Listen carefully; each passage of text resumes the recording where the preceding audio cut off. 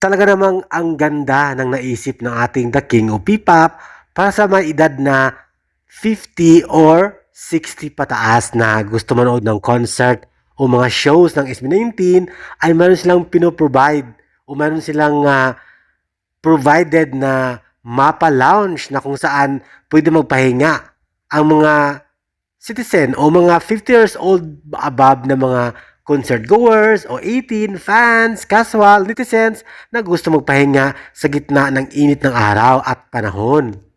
Ito ay isang proyekto na pwede mag-donate through donation or kusang loob o charity ang ating mga boys na magbigay ng share aside sa donation mula sa 18, sa mga Good Samaritan, at sana huwag gamitin ng mga politiko na nagpapalakas ng pangalan. I think ito ay ongoing project na kasalukuyang may na-provide na at plano pang dagdagan ang mga room na kung saan pwede magpahinga ang mga 18 na may edad na o mga kahit mga 40 years old pataas na may mga iniindang mga karamdaman dahil sa panahon ngayon mga bata ang madalas may sakit kahit bata pa. Malaking tulong itong Mapa Lounge na naisip ng SB19 at 1Z Entertainment, especially for mama, papa, lolo, lola, mga may mga karamdaman na iniinda.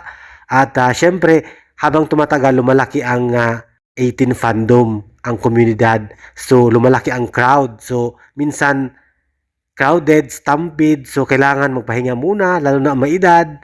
So, ito ay big help para sa kanila. I think hindi lang si Pablo ang mayroong ganitong proyekto. Lahat sila yata silang 5 mayroon. At ang maganda pa dito, ito ay environment friendly. Environment friendly and comfort. Kaya naman maraming salamat SB19 Boys at good luck sa inyong good deeds na ginagawa.